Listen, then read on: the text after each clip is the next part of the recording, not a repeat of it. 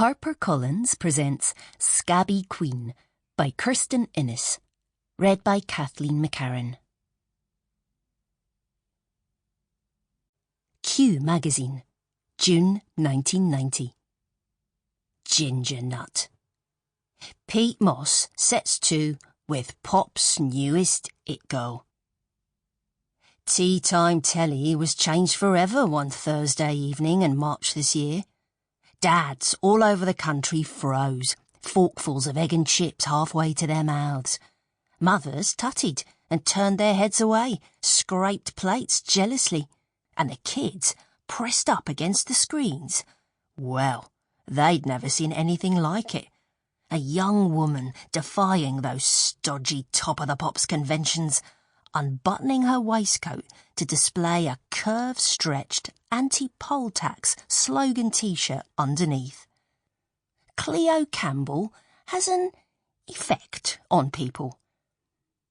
Everyone pauses to look at her as she walks into this bog-standard London boozer at lunchtime, in her lipstick, short skirt and casually scuffed Doc Marten boots.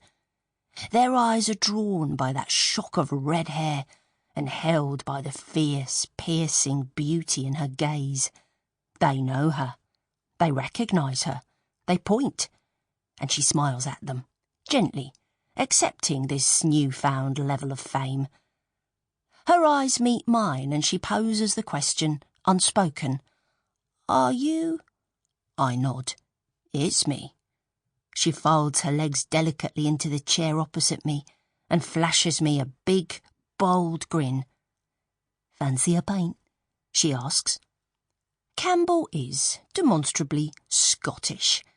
With her head of scorched curls, her milky skin and her honeyed, lilting accent, she seems to have walked straight off the set of Highlander. She likes to keep her origins a mystery. Oh, I grew up in a tiny wee place. You'd never have heard of it, she says when I press her. But she will admit to a musical apprenticeship around the folk music clubs and dance halls of the Scottish Highlands.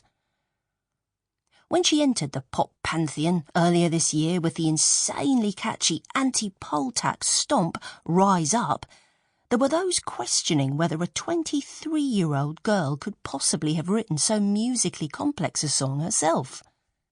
Answer, yes, she could and did. Her father, she tells me, is a well-known frontman on the folk music scene, and it's clear that she must have inherited from him that swaggering charisma that borders on magnetic. Her godfather is the session musician Donald Bain, a trusty pair of hands on any album, and the man she credits with her musical education. But Clio Campbell belongs firmly in the here and now, not hidden amid the beards and jumpers at the back of a dusty old folk music club. Rise Up caught the mood of a nation, charting at number 2 and dancing angrily in and out of the top 40 ever since.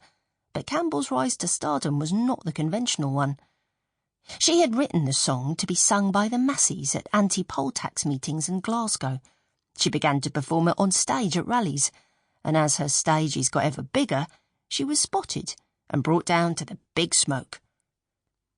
Like a tractor beam pulling me here, like I'm an astronaut, travelling so far from a native habitat I don't know if I'll be the same again when I go back.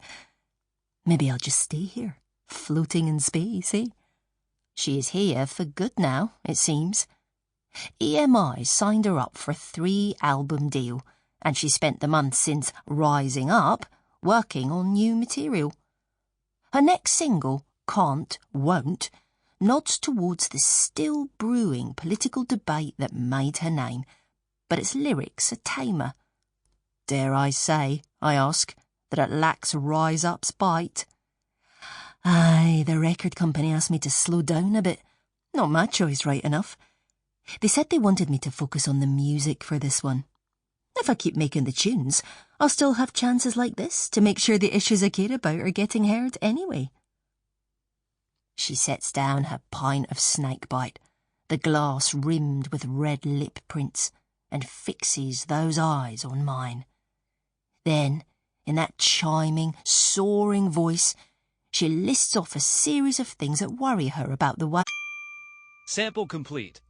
Ready to continue?